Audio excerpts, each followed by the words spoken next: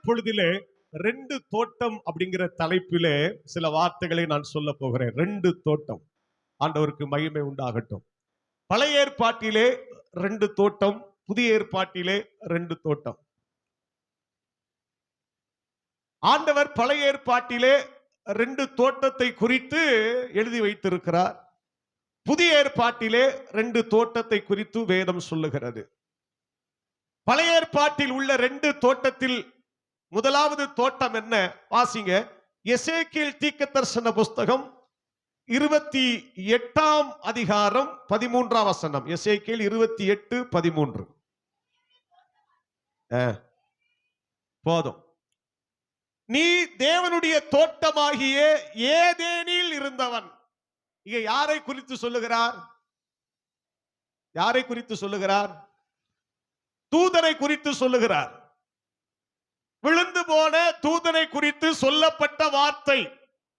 அப்படியானால் தூதர்களுடைய காலம் எது? ஆதியிலே தேவன் வானத்தை பூமியும் சிருஷ்டித்தார். அது 1ஆம் வசனம். ஆதியாகமம் 1ஆம் அதிகாரம் 1ஆம் வசனம். 2ஆம் வசனம் சொல்லுகிறது, பூமியானது ஒழுங்கின்மையும் வெறுமையுமாயிருந்தது. அப்போ இந்த முதல் வசனத்திற்கும் 2ஆம் வசனத்திற்கும் இடைப்பட்ட காலம் யாருடைய காலம்? தூதர்களின் காலம். தூதர்களுடைய காலத்தை குறிக்கிறது. அப்ப அந்த தூதர்களை கர்த்தர் எங்கே வைத்திருந்தாராம்? ஒரு தோட்டத்தில் வைத்திருந்தாராம். தோட்டத்தில் வைத்திருந்தாராம். ஆண்டவருக்கு மகிமை உண்டாகட்டும்.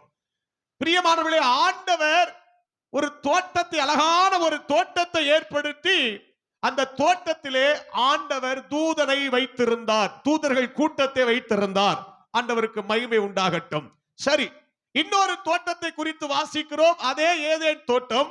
ஆதியாகமத்தின் புஸ்தகம் 2ஆம் அதிகாரம் 8ஆம் வசனத்தை வாசிப்போம். தேவனாகிய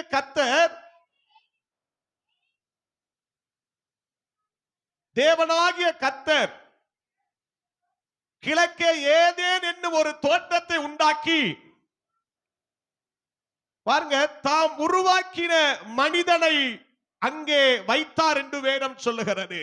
2வது தோட்டத்துக்கு பேரு என்ன தோட்டம் தான்? ஏதேன் தோட்டம் தான். ஸ்தோத்திரம்.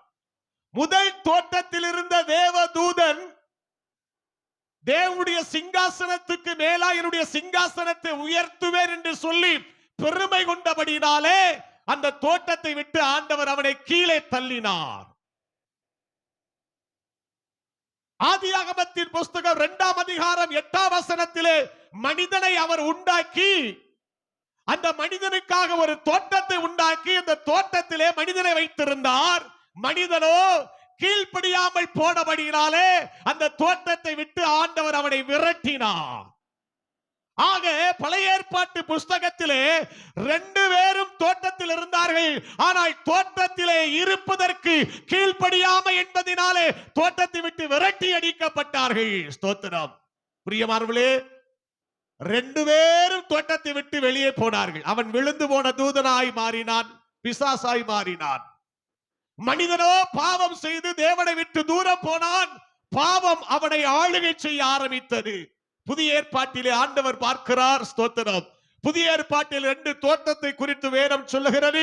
முதலாவது தோட்டம் வாசிக்கலாம். மத்தேயு எழுதின சுவிசேஷம் 26ஆம் அதிகாரம் 36ஆம் வசனம்.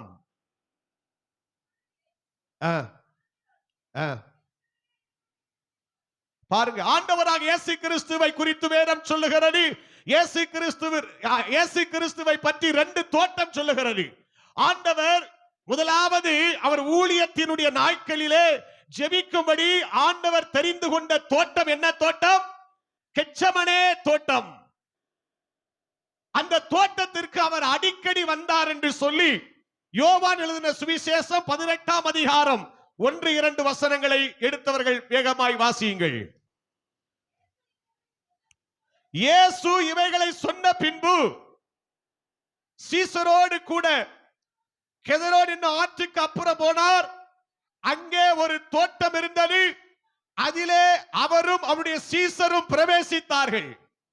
இயேசு தம்முடனே சீசரோடு கூட அடிக்கடி அங்கே போயிருந்தபடியினால் அவரை காட்டி குடிக்கிற யூதாசும் அந்த இடத்தை அறிந்திருந்தான். அப்படியானால் புதிய ஏற்பாட்டிலே ஆண்டவர் அடிக்கடி போன தோட்டம் கெத்செமனே தோட்டம். ஆண்டவர் ஜெபிக்க போனார். ஆண்டவருக்கு மகிமை உண்டாகட்டும். இயேசு சந்தித்த இரண்டாவது தோட்டத்தை குறித்து வாசிக்கலாம். யோவான் எழுதின சுவிசேஷம் 19ஆம் அதிகாரம் 41ஆம் வசனம்.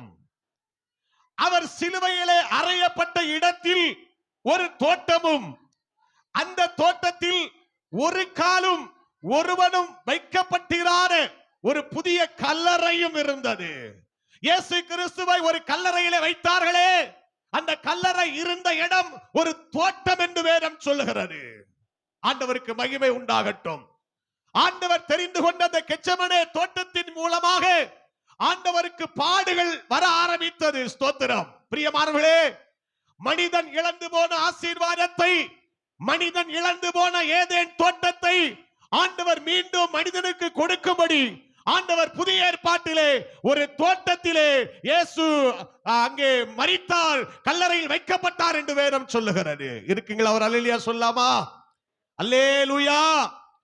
ஒரு தோட்டத்தில் ஏற்பட்ட தோல்வியை போக்குவதற்காக ஒரு தோட்டத்திலே இயேசு அந்த தோல்வியை ஜெயமாய் மாற்றினார்.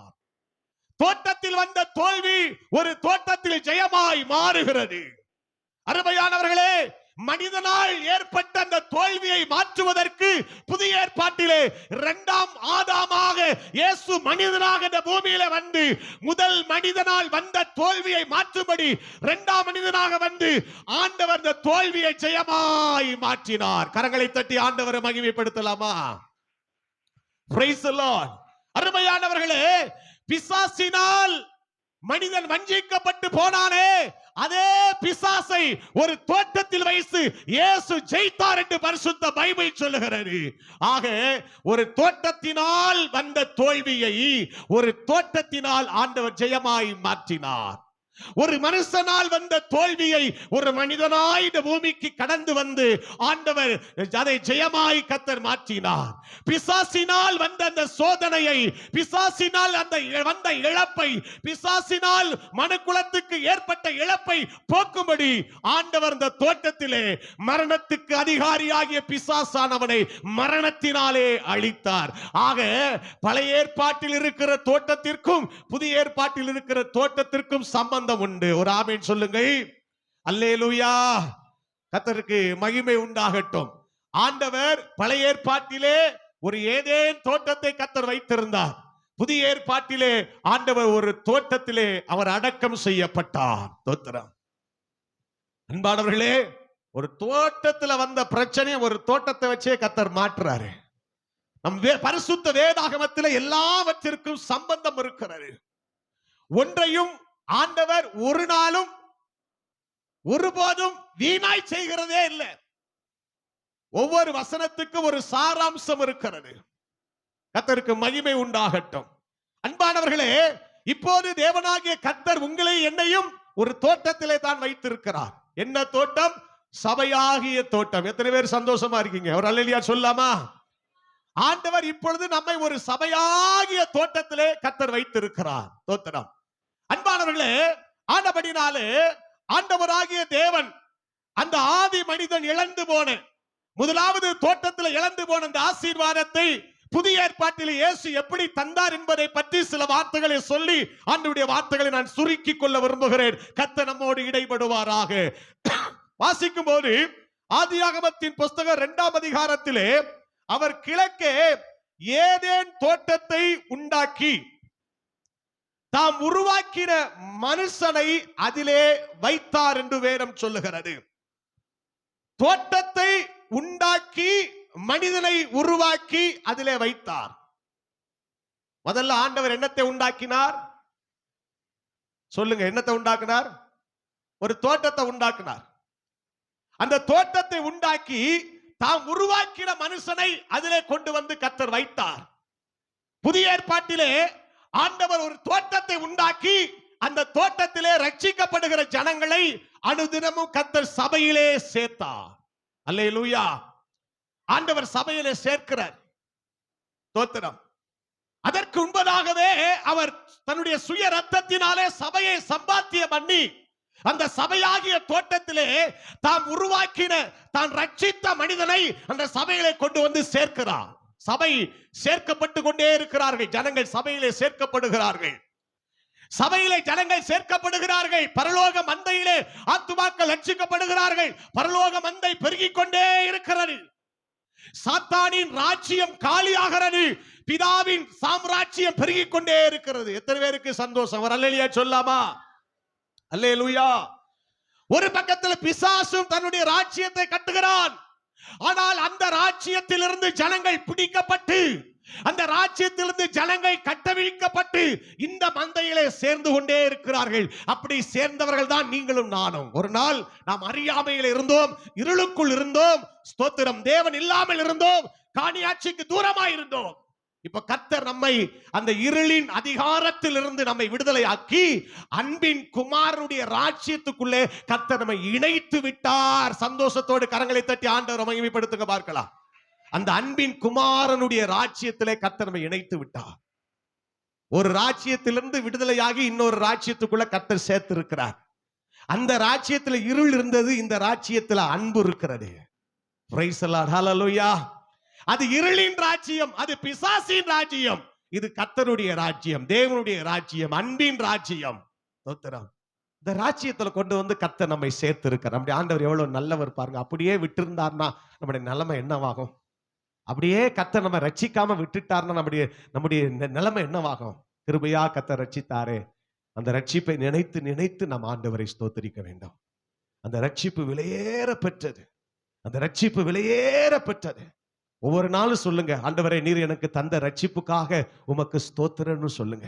நீர் எனக்கு தந்த ரட்சிப்புக்காக உமக்கு ஸ்தோத்திரம். கிருபையினாலே விசுவாசத்தை கொண்டு ரட்சிக்கப்பட்டீர்கள். இது உங்களால் உண்டானது அல்ல, இது தேவனுடைய ஈவு. தேவனுடைய ஈவு. பணத்தை கொடுத்தோ, பொருளை கொடுத்தோ, வேண்டியதை கொடுத்தோ ரட்சிப்பை வாங்கிட முடியாது. நமக்கு ரட்சிப்பை அருளும்படி அன்றைக்கு இயேசு கிறிஸ்து நமக்காய் பலியானார். ஒரு ஆமீன் சொல்லுங்க. ஹல்லேலூயா. நமக்காய் பலியானார். அப்ப ரட்சிக்கப்பட்டு இப்ப அன்பின் குமாரனுடைய ராஜ்யத்துக்குள்ள நாம் சேர்ந்து இருக்கிறோம். கர்த்தர் நம்ம வைத்திருக்கிறார். இப்போ ஏதேன் தோட்டத்துக்கு வாருங்கள். ஆதியாகமத்தின் புஸ்தகம் 2ஆம் அதிகாரத்துக்கு வாருங்கள். ஏதேன் தோட்டத்துக்கு வாருங்கள். அழகான ஒரு தோட்டம், அருமையான ஒரு தோட்டம். தன்னுடைய சாயலின்படி உண்டாக்கப்பட்ட ஒரு மனிதன். அந்த மனிதனை ஆண்டவர் இந்த தோட்டத்திலே வைப்பதற்கு முன்பதாக அந்த தோட்டத்திலே மனிதன் உயிர் வாழ்வதற்கு வேண்டிய, அந்த தோட்டத்திலே மனிதன் வசிப்பதற்கு வேண்டிய எல்லாவற்றையும் ஏற்கனவே கர்த்தர் ஆயத்தப்படுத்தி வைத்திருந்தார். எல்லாம் ரொம்ப ஆயத்தமா இருக்கு. ஸ்தோத்திரம். மனிதன் உயிர் வாழ்வதற்கு என்னெல்லாம் தேவை? மனிதன் உயிர் வாழ்வதற்கு என்ன தேவை? உணவு தேவை, தண்ணீர் தேவை, காற்று தேவை. மனிதன் உயிர் வாழ்வதற்கு உணவு அவசியம். மனிதன் உயிர் வாழ்வதற்கு தண்ணீர் அவசியம். மனிதன் உயிர் வாழ்வதற்கு காற்று அவசியம். இந்த ஏதேன் தோட்டத்துல மனுஷன் உயிர் வாழ்வதற்கு ஆண்டவர் உணவை கர்த்தர் வைத்திருந்தார். நல்ல ஏகப்பட்ட கனி மரங்களை கர்த்தர் வச்சிருந்தார். ஸ்தோத்திரம். பரிசுத்த பைபிள் அப்படித்தானே சொல்லுகிறது. 9ஆம் வசனத்திலே தேவனாகிய கர்த்தர் பார்வைக்கு அழகும் புசிப்புக்கு நலமுமான சகலவித விருட்சங்களை கர்த்தர் வைத்திருந்தார்.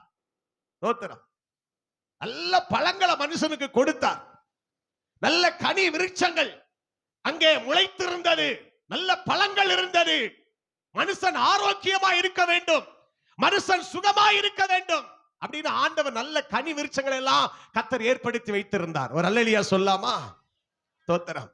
ஆண்டவர் மனிதருக்கு வேண்டிய உணவை வைத்திருந்தார். தண்ணீருக்கு குறைவு இருந்துச்சா?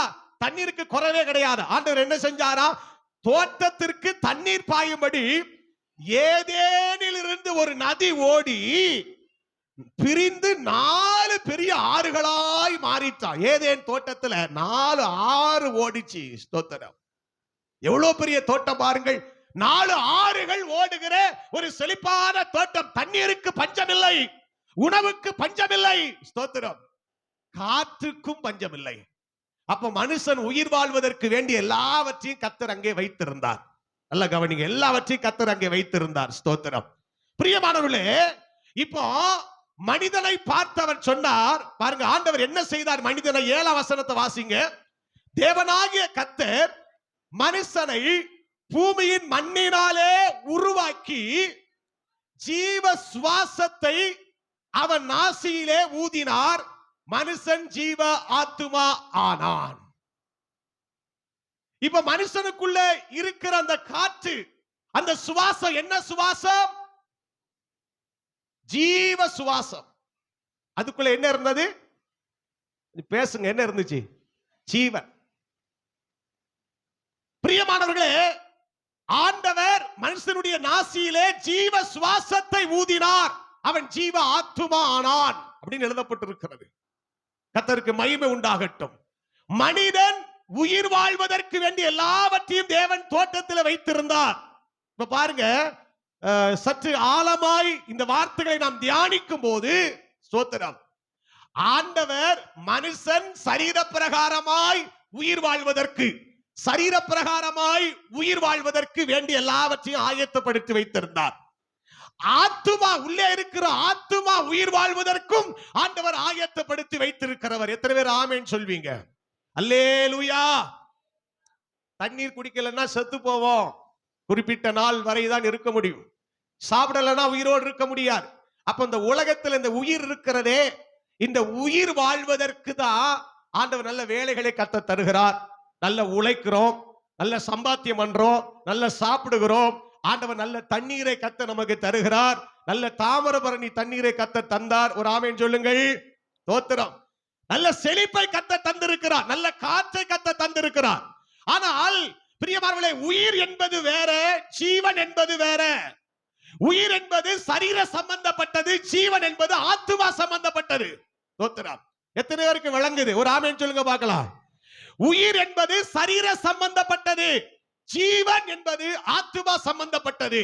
அப்ப உயிர் வாழ்வதற்கு வேண்டிய எல்லாவற்றையும் கொடுத்தார், ஆத்துமா வாழ்வதற்கும் ஆண்டவர் சிலரை ஆயத்தப்படுத்தி வச்சிருந்தார். வாசிங்க மறுபடியும் அந்த வசனத்தை வாசிப்போம். 9ஆம் வசனம். தேவனாகிய கர்த்தர் பார்வைக்கு அழகும் புசிப்புக்கு நலமுமான சகலவித விருட்சங்களையும் தோட்டத்தின் நடுவிலே ஜீவ விருட்சத்தையும் நன்மை தீமை அறியத்தக்க விருட்சத்தையும் பூமியில் இருந்து முளைக்க பண்ணினார். அவனுடைய சரீரம் உயிர் வாழ்வதற்கு, அவனுடைய சரீரம் பிழைப்பதற்கு வேண்டிய நல்ல கனி விருட்சங்கள் அங்கே இருந்தது.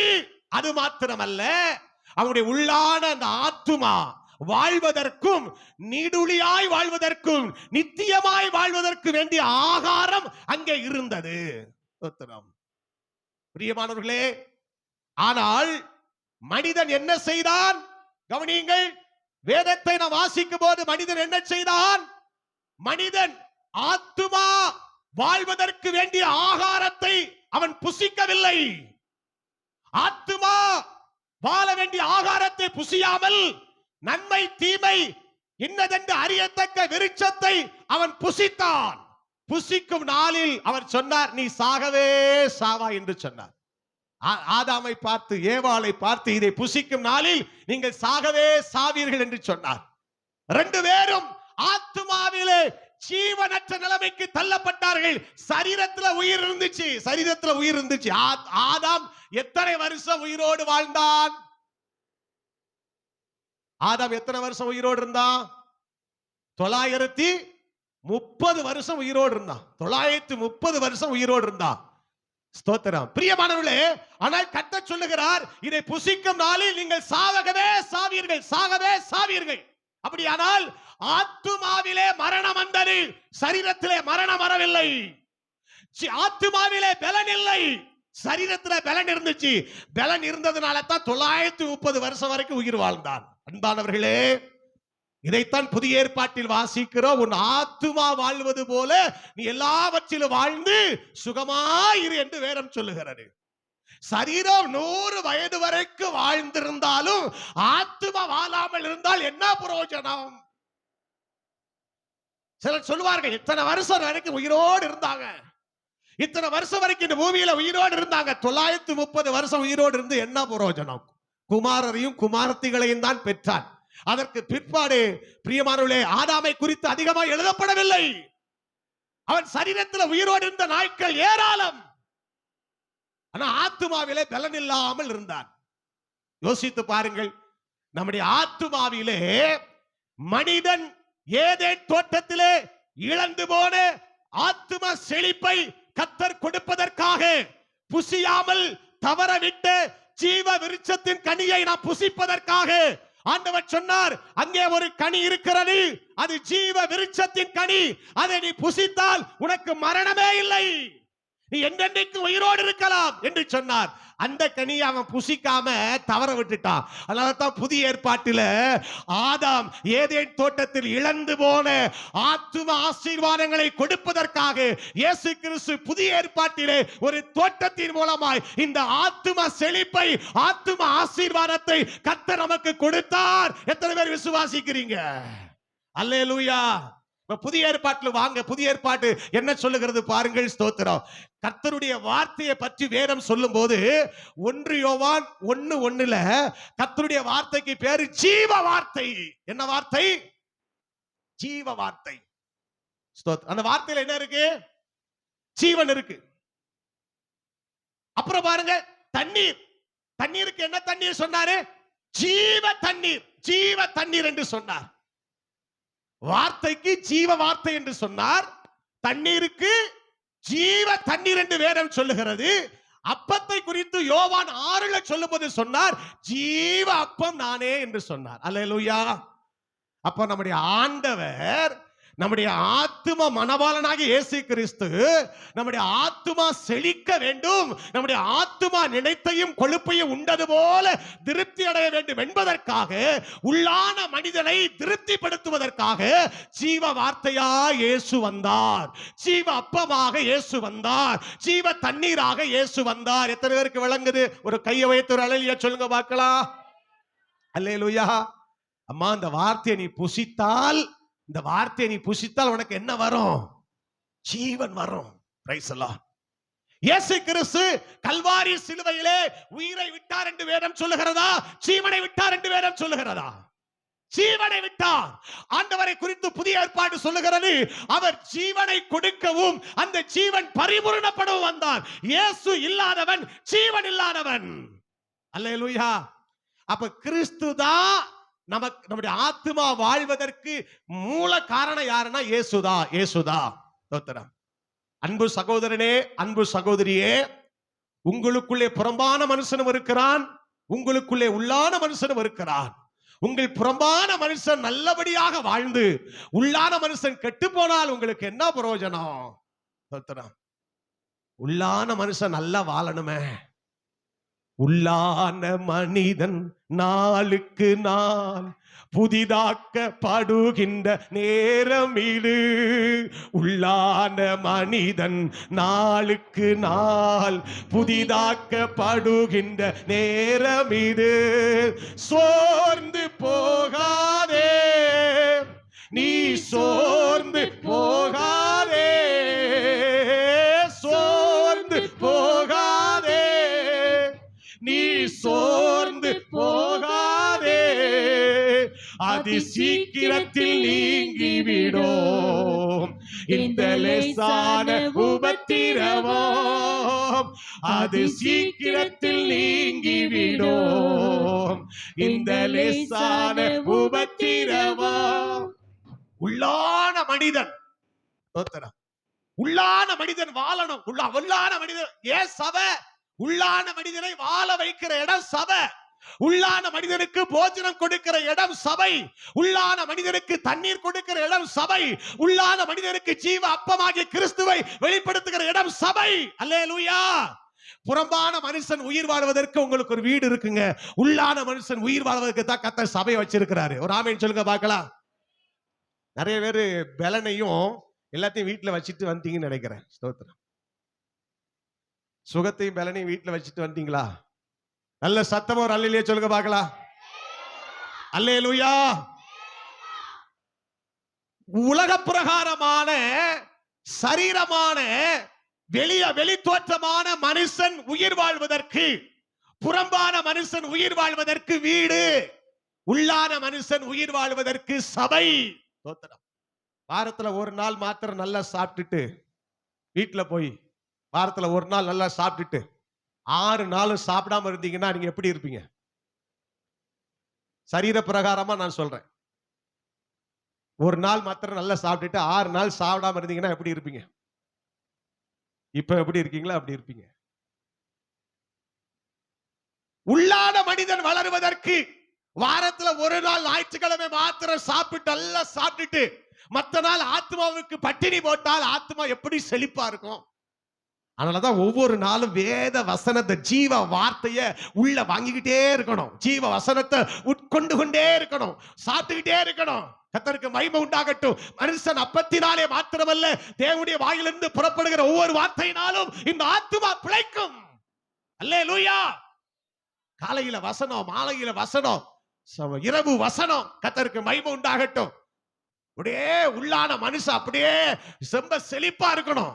சிலருடைய வாழ்க்கையில உள்ளான மனுஷன்ல ஏன் தோல்வி, உள்ளான மனுஷன்ல ஏன் பலவீனம்? உள்ளான மனுஷன் உயிர் உள்ளவன் என்று பெயர் கொண்டும் செத்தவனை போல வாழ்ந்த வாழ்க்கை ஏன் தெரியுமா? உள்ளான மனுஷன்ல செழிப்பு இல்ல, உள்ளான மனுஷன்ல ஆரோக்கியம் இல்ல. உள்ளான மனுஷன் ரொம்ப பலவீனமா இருக்கிறான். பிரியமானவர்களே, அனுதினமும் அனுதினமும் அனுதினமும் நம்முடைய ஆத்துமா உயிர் வாழ்வதற்கு வேண்டியவைகளை ஏதேன் தோட்டத்திலே ஆதாம் இழந்து போன ஆவிக்குரிய ஆத்துமாவுக்குரிய செழிப்பை புதிய ஏற்பாட்டிலே இயேசு கிறிஸ்து ஒரு தோட்டத்திலே நமக்கு உண்டாக்கி தந்தார். அல்லேலூயா. செழிப்பு வருது. தோத்திரம். நல்ல செழிப்பா இருக்கணும். ஆத்துமாவில ரொம்ப கம்பீரமா இருக்கணும். ஆத்துமாவில பலனா இருக்கணும். சரீரத்திலும் இயேசுவின் நாமத்தில பலனா இருங்க. இயேசுவின் நாமத்தினாலே சரீர பலகீனம் உங்களை விட்டு மாறுவதாக. ஆமென் சொல்லுங்க. அல்லேலூயா. நீங்க சரீரத்திலும் நல்ல சுகமா இருக்கத்தான் கர்த்தர் விரும்புறார். நல்ல சரீரத்துல ஆரோக்கியமா இருக்க, சுகமா இருக்கத்தான் கர்த்தர் விரும்புறார். ஸ்தோத்திரம். அதான் வியாதிகளை உன்னை விட்டு விளக்குகிறார், வியாதிகளை விளக்குகிறார். ஸ்தோத்திரம். பிரியமானவர்களே, அந்த சரீர பிரகாரமான அப்பத்தின் தண்ணீரை கர்த்தர் ஆசீர்வதிக்கிறார். ஆமென். அல்லேலூயா. அப்ப சரீரத்திலேயே நல்ல ஆரோக்கியமா இருக்க விரும்புறாரு. அதே நேரத்தில் ஆத்துமாவில் எப்படி இருக்கணும்? ஆத்துமாவிலும் ஆரோக்கியமா இருக்கணும், கம்பீரமா இருக்கணும். தோத்திரம். பிரியமானவர்களே, ஆத்துமாவில செழிப்பா இருக்கணும். ஆத்துமா செழிப்பு ஒரு மனுஷனுக்கு அவசியம். ஆத்துமா செழிப்பு ஒரு தேவ பிள்ளைக்கு அவசியம். ஆத்துமாவிலே தொய்ந்து போய், ஆத்துமாவிலே காய்ந்து போய், ஆத்துமாவிலே வறண்டு போய், ஒரு தண்ணி இல்லாம, ஒரு ஆகாரம் இல்லாம, செழிப்பு இல்லாம இருந்தா அந்த ஆத்துமா பிரியமானவர்களே ஒரு சோதனைக்கு கூட நிற்க முடியாது. ஒரு பேச்சுக்கு, ஒரு வார்த்தைக்கு நிற்க முடியாது. ஒரு செயலுக்கு நிற்க முடியாது. ஒரு காற்றுக்கு நிற்க முடியாது. ஒரு கடல் கொந்தளிப்புக்கு நிற்க முடியாது. ஒரு பெரு வெள்ளத்துக்கு நிற்க முடியாது. அத்தனை வெள்ளத்துக்கும் காற்றுக்கும் ஒரு ஆத்துமா நின்று பிடிக்க வேண்டுமானால் அவன் உள்ளான மனிதனிலே வல்லமையால் நிரப்பப்பட வேண்டும். அல்லேலூயா. அந்த ஆத்தும செழிப்பை கொடுப்பது தாங்க சபை.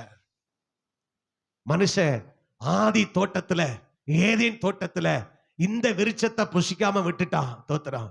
அதனால புதிய ஏற்பாட்டுல ஆண்டவர் சொல்றாரு, ஜீவ அப்பம் நானே, என்னை புசிக்கிறவன் என்றென்றைக்கும் பிழைப்பான்.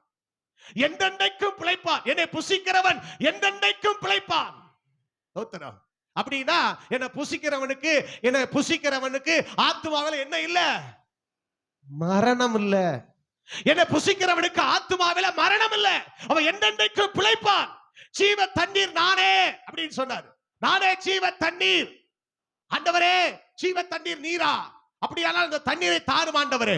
நான் கொடுக்கும் தண்ணீரை குடிக்கிறவனுக்கு ஒரு காலம் தாகம் உண்டாகாது. ஒரு காலம் தாகம் உண்டாகாது. அது அவனுக்குள்ளே ஊறுகிற நீரூற்றா இருக்கும் என்று சொன்னார். அந்த தண்ணீர் பாருங்க, அப்படியே பொங்கி பொங்கி வந்துகிட்டே இருக்கும். பொங்கி பொங்கி வந்துகிட்டே இருக்கும். என்னுள்ளம் தேவன் பால் பொங்கி வழியுதே, எசன்னை ரட்சித்தார் நான் நாடி பாடுவேன். எவரும் அறியாரே என்னுள்ள பொங்குதே, என்னுள்ள பொங்கி பொங்கி பொங்கி பொங்கி வழியுதே. என்னுள்ளம் தேவன் பால் பொங்கி வழியுதே, எசன்னை ரட்சித்தார் நான் நாடி பாடுவேன். எவரும் அறியாரே என்னுள்ள பொங்குதே, என்னுள்ள பொங்கி பொங்கி பொங்கி பொங்கி வழியுதே. சிலர் சரீரத்துல ரொம்ப சோர்வா இருப்பாங்க, ஆலயத்துல வந்து அப்படி ஒரு வார்த்தை டச் பண்ண உடனே எங்க இருந்துதான் அந்த பலன் வருமோ தெரியாது, அந்த ஆத்துமாவுல அவ்வளவு பெரிய பலனை கத்த தருவா. அல்லேலூயா, கர்த்தருக்கு மகிமை உண்டாகட்டும். சிறு வயதிலே ஆவிக்குரிய சபைகளை பிறந்து வளர்க்கப்பட்டபடியினால் நான் அதை நன்றாய் அறிந்திருக்கிறேன். ஒரு வார்த்தை போதும், அப்படியே தூக்கி விட்டுரும் பாருங்க. ஸ்தோத்திரம். எப்போதும் அப்படியே முகம் சிரிப்பாவே இருக்கும். அந்த ஆத்துமாவுல அவர்களுக்கு இருக்க அந்த செழிப்பை முகத்துல பார்த்தாலே தெரியும். ஆத்மாவில் இருக்கிற அந்த செழிப்பை முகத்துல பார்த்தாலே, அந்த பேச்சில பார்த்தாலே தெரியும். ஆண்டவருக்கு மகிமை உண்டாகட்டும். நம்முடைய சபையில் இருக்கிற ஒவ்வொருவரையும் ஆண்டவர் ஆத்மாவிலே செழிப்புள்ளவர்களாய் வறட்சி ஒரு நாள் வராதபடி செழிப்புள்ளவர்களாய் பரலோகத்தின் தேவன் மாற்றுவாராக. அல்லேலூயா, அல்லேலூயா. ஆத்மாவிலே செழிப்பு வரணும். நல்ல வசனத்தை சாப்பிடுங்க, வசனத்தை உட்கொள்ளுங்க. எத்தனையோ மனுஷ வார்த்தையை விழுங்கி வயிறு பெருசா போச்சு. மனுஷ வார்த்தையை விழுங்கி அதெல்லாம் தூர போட்டு கர்த்தருடைய வார்த்தைகள் கிடைத்த உடனே அவைகளை நான் உட்கொண்டேன். ஆண்டவருடைய வார்த்தைகள்னால உங்களை நிரப்புங்க. ஸ்தோத்திரம். பிரியமானவர்களே, எல்லா சோர்வுகளை கர்த்தர் மாற்றுவார். ஆண்டவர் நல்ல சோர்வுகள் எல்லாம் கர்த்தர் மாற்றி. நானும் மனுஷன் தான், எனக்கு சில நேரங்கள் சோர்வுகள் வருகிற பொழுது ஆண்டவருடைய வார்த்தைகள் தான் நம்ம திருப்திப்படுத்தும். ஆண்டவருடைய வார்த்தை அது ஜீவ வார்த்தை. எல்லாம் எவ்வளவு அழகா எழுதுறாரு பாருங்க. 1 யோவான் 1:1 வாசிங்க பார்க்கலாம். ஆதி முதல் இருந்ததும் நாங்கள் கேட்டதும் எங்கள் கண்களினாலே கண்டதும் நாங்கள் நோக்கி பார்த்ததும் எங்கள் கைகளினால் தொட்டதுமாய் இருக்கிற ஜீவ வார்த்தையை குறித்து பாருங்க. ஜீவ வார்த்தை அது என்ன வார்த்தை? அந்த ஜீவ வார்த்தை ஒரு மனுஷனுக்குள்ள போகும்போது அவனுக்கு ஜீவன் வந்துருது. இந்த ஜீவ வார்த்தை ஒரு மனுஷனுக்குள்ள போகும்போது அவனுக்கு என்ன வந்துருது? ஜீவன் வருது. தோத்திரம். பிரியமானவர்களே, அப்ப எல்லாருக்குள்ள இந்த வார்த்தை ஜீவன் வரணும். காலை இங்க கவனி, எல்லாருடைய வாழ்க்கையில் அந்த ஜீவன் வரணும். ஜீவ வார்த்தை உள்ள போனா ஜீவன் வந்துருது. கர்த்தருக்கு மகிமை உண்டாகணும். உயிர் இல்லாம இருப்போம், இந்த வார்த்தை உள்ள போகும் பாருங்க, அப்படியே தூக்கி விட்டது போல இருக்கும். ராமேன் சொல்லுங்க. அப்ப ஜீவ வார்த்தை, ஜீவ அப்பம், ஜீவ தண்ணீர். ஸ்தோத்திரம். மனிதன் ஏதேன் தோட்டத்திலே இழந்து போன ஆத்துமாவிலே ஜீவனை பெறுவதற்கு கர்த்தர் வைத்திருக்கிற கனியை இழந்து போனான். புதிய ஏற்பாட்டிலே அந்த கனியை கர்த்தர் கொடுக்கிறார். அல்லேலூயா. அந்த ஆசீர்வாதத்தை கர்த்தர் கொடுக்கிறார். கர்த்தருக்கு மகிமை உண்டாகட்டும். இத்தனை ஆசீர்வாதங்களை கர்த்தர் நமக்கு வைத்திருக்கிறார். பாருங்க, வேதம் சொல்லுகிறது ஆதியாகமம் 2:9 தேவனாகிய கர்த்தர் பார்வைக்கு அழகும் புசிப்புக்கு நலமுமான சகலவித விருட்சங்களையும் தோட்டத்தின் நடுவிலே ஜீவ விருட்சத்தை. அப்ப ஜீவ விருட்சம் எங்க இருக்கு? நடுவுல இருக்கு. ஜீவ விருட்சம் எங்க இருக்கு? நடுவுல. எல்லாரும் சொல்லுங்க, ஜீவ விருட்சம் எங்க இருக்கு? நடுவுல இருக்கு. தோத்திரம். எங்க ஒரு வாரத்துல ஒளிச்சு வைக்கலங்க ஆண்டவர். ஒரு ஜீவ விருட்சத்தை, ஆத்துமாவுக்கு வேண்டிய வாழ்வை, ஆத்துமாவுக்கு வேண்டிய செழிப்பை ஒரு வாரத்துல வைக்கல. எங்க வச்சிருந்தாரு? நடுவுல. எல்லாரும் சொல்லுங்க, எதுல எங்க வச்சிருந்தாரு? நடுவுல வைத்திருந்தார். கர்த்தருக்கு மகிமை உண்டாகட்டும். வேதம் சொல்லுகிறது, நீங்கள் அறியாதிருக்கிற ஒருவர் உங்கள் நடுவில் இருக்கிறார். அவர் எங்க இருக்கிறாரு? நடுவில் இருக்கிறார். எங்கே 2-3 பேர் நாமத்தினால் எங்கே கூடினார்களோ அவர்கள் நடுவில் இருப்பேன் என்று சொன்னார். பிரியமானவர்களே, இயேசு அவர்கள் நடுவிலே நின்று அவர்களை பார்த்து சொன்னார், உங்களுக்கு சமாதானம் என்று சொன்னார். உலகத்துல இயேசு ஊழியம் செய்யும் போது, உபதேசம் பண்ணும் போது ஒரு வாரத்துல உட்கார்ந்து கர்த்தர் உபதேசம் பண்ணாரா? இல்ல. அவர் நடுவிலே அவர் சொல்றார் பாருங்க. மார்க் எழுதின சுவிசேஷம் 14ஆம் அதிகாரம் 49ஆம் வசனம். மார்க் 14:49. நான் தினந்தோறும் உங்கள் நடுவிலே தேவாலயத்தில் உபதேசம் பண்ணி கொண்டிருந்தேன், அப்பொழுது நீங்கள் என்னை பிடிக்கவில்லையே. பாருங்க, ஆண்டவர் சொல்றாரு, நான் தினந்தோறும் உங்கள் நடுவிலே தேவாலயத்தில் நான் உபதேசம் பண்ணி கொண்டிருந்தேன். நீங்க என்ன பிடிக்கலையே. நான் உங்க நடுவுல தானே இருந்தேன், நீங்க என்ன பிடிக்கலையே. உங்க நடுவுல தானே நான் ஜீவ விருட்சமா இருந்தேன், நீங்க என்ன கண்டுபிடிக்கலையே. உங்கள் நடுவிலே தானே உன் ஆத்துமாவுக்கு நல்ல ஜீவனை கொடுத்து என்றென்றைக்கு பிழைக்கும்படி ஏதேனிலே இழந்து போன அந்த ஆசீர்வாதத்தை கொடுக்கும்படி உங்களுக்குள்ளே ஒருவனாக உங்கள் நடுவிலே தானே இருந்தேன், நீங்க என்ன கண்டுபிடிக்கலையே. என்ன நீங்க அறியலையே. அருமையானவர்களே, ரெண்டு பக்கத்துல ரெண்டு கல்லன் தொங்கிக் கொண்டிருக்கிறார். மத்தியிலே நடுவிலே இயேசு தொங்கிக் கொண்டிருக்கிறார். என்ன விருட்சமாக? ஜீவ விருட்சமாக இயேசு நடுவில் இருக்கிறார். ஜீவ விருட்சமா இயேசு நடுவில் இருக்கிறாரு. இந்த பக்கத்துல ஒரு கல்லன், இந்த பக்கத்துல ஒரு கல்லன், நடுவில் இயேசு ஜீவ விருட்சமா இருக்கிறாரு. ஆனா ஒருத்தன் அந்த ஜீவ விருட்சத்தை கண்டுகொண்டான், ஒருத்தன் அந்த ஜீவ விருட்சத்தை தவற விட்டு விட்டான். ஆண்டவரே, உம்முடைய ராஜ்யத்தில் வரும்போது அடியேன் என்ன செய்யும்? நினைத்தரலாம் ஆண்டவரேன்னு சொன்னான். உம்முடைய ராஜ்யத்தில் வரும்போது அடியனை நினைத்தருளும். உங்கள் நடுவிலே ஒருவர் இருக்கிறார். உங்கள் நடுவிலே நான் உபதேசம் பண்ணி கொண்டிருந்தேன், உங்கள் நடுவிலே நான் சஞ்சரித்துக் கொண்டிருந்தேன், உங்கள் நடுவிலே நான் இருந்தேன், ஜீவ விருட்சமாக இருந்தேன். நீங்களோ என்னை தச்சனின் மகனாக பார்த்தீர்கள், நீங்களோ என்னை மரியாளின் மகனாக பார்த்தீர்கள், நீங்களோ என்னை நாசரேத்து ஊருக்காரனாக பார்த்தீர்கள். நீங்கள் என்னை ஜீவ விருட்சமாய் பார்க்கவில்லையே. நீங்கள் என்னை ஜீவ விருட்சமாய் பார்க்கவில்லையே. உன் ஆத்துமாவுக்கு வேண்டிய ஆகாரம் என்னிடத்தில் உண்டு என்பதை நீ அறியாமல் போனாயே. அவர்கள் மகிமையின் கர்த்தரை அறிந்திருப்பார்களே, ஆனால் அவரை சிலுவையிலே அறைந்திருக்க மாட்டார்களே. என் ஜனங்கள் அறிவில்லாமையினால் சங்காரமாகிறதே. என்னை அறியாம போயிட்டியே எருசலேமே, எருசலேமே, என்னை அறியாம போயிட்டியே. எத்தனையோ தடவை உன்னை கூட்டி சேர்க்க மனதாயிருந்தேன், உனக்கோ மனதில்லாமல் போயிட்டே. உன் நடுவுல நான் ஜீவ விருட்சமாய் நான் இருந்தேன். ஸ்தோத்திரம். என்ன நீ அறியல. உங்க நடுவில் நான் உபதேசம் பண்ணி கொண்டிருந்தேன், என்ன நீங்க விளங்கல, என்ன நீங்க அறியல. ஸ்தோத்திரம்.